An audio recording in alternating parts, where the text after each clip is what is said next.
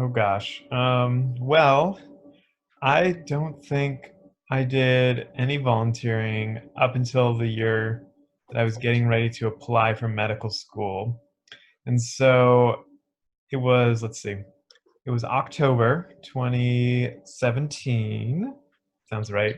Um, I had worked for 5 years doing kind of these two jobs, so I'd saved up some money, and I really wanted to make sure that I thought medicine was good for me, but I also wanted to take a little bit of a vacation, so I spent some money and I went on one of those like international shadow physician and I went to Argentina for 2 months to learn more about medicine and also to really work on my Spanish. And also I didn't do any work there. It was really very much just shadowing and practicing my Spanish. But I did really get to appreciate the way that the doctors were interacting with their patients and the way that they were able to really get to see and to know families on a much sort of deeper level and to make change on lives. So I thought that was really special, and I knew it was something I wanted to do more. And then when I came back to the States and I was studying to take the MCAT, I was volunteering on the side, and trust me, I cold called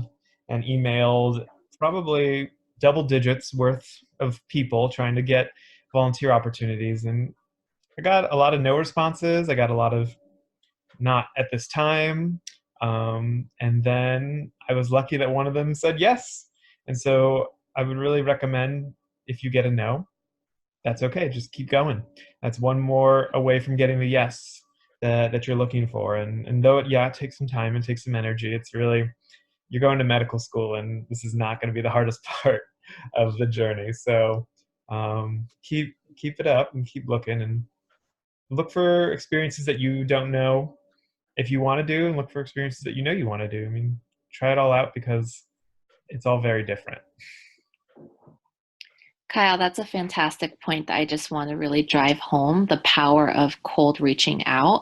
I wish that I had learned earlier and kind of gained the confidence earlier to be able to do that. I kind of figured out that this was that cold reaching out is like very like kind of it's essentially no risk, it's like what's the worst that someone can do?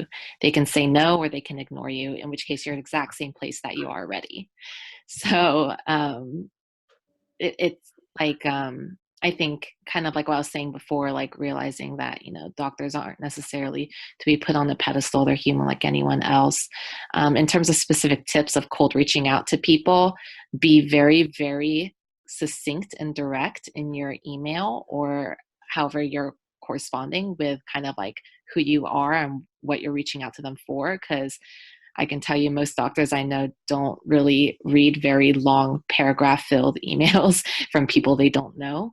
But if they can kind of get across like through the title of your email, just like, hey, like whatever year undergrad student interested in shadowing in the title, just so they like have that right away.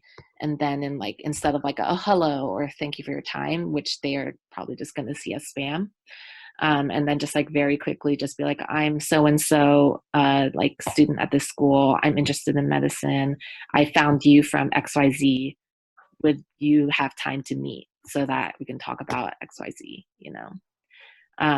because I think I don't know, maybe it's just me, but I feel like for coming from a creative writing background, I used to write these like elaborate emails and those never worked out. When you get email replies back from doctors that are basically like yes without any punctuation, that's kind of the norm. So cold reaching out is hugely powerful. In terms of my personal experience during undergrad, I also volunteered several times at a free clinic in the city. And that was actually what started my interest in, or kind of jump started my interest in medicine in the first place. I kind of just went along with a friend in the first place to kind of like, do something in the community. And I realized that I really enjoyed working with patients. And I also was just very like intrigued by kind of what Allison was talking about earlier of the socioeconomic issues that affect healthcare, availability and accessibility in the community.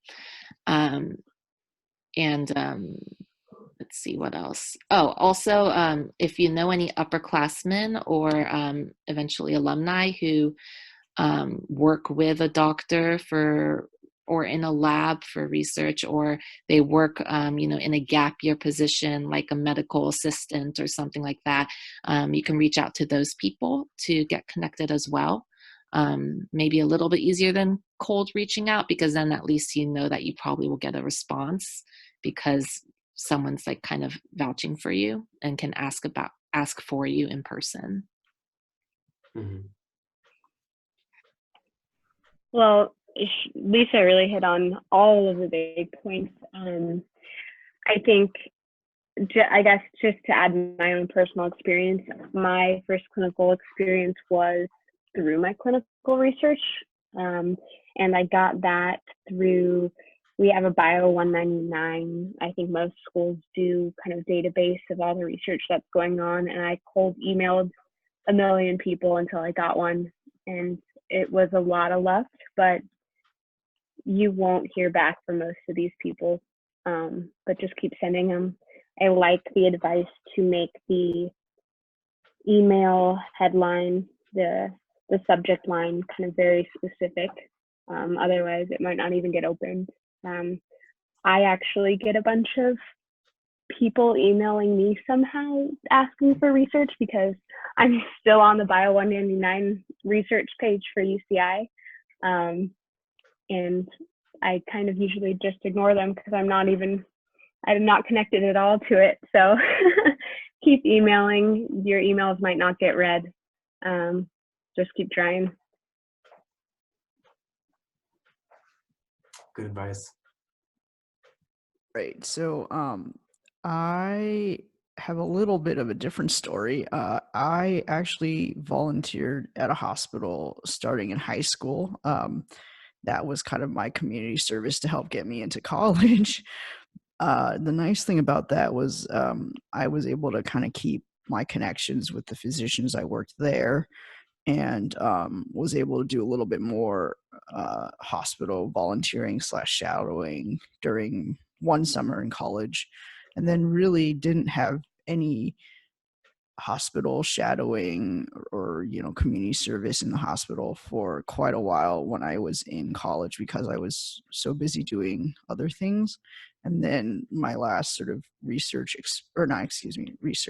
my last clinical experience was during my first gap year. So it's not necessary for you to like continuously be in the hospital.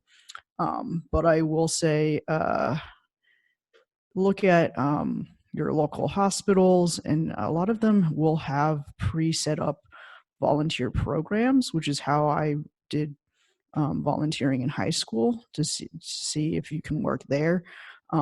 At my school, we had specific sort of pre-med student groups that would help you find shadowing opportunities. So maybe Eli, if University of Washington has maybe the med school or like a pre-med student group has shadowing opportunities available for students. But that's something you can certainly check out. Yeah, no, definitely.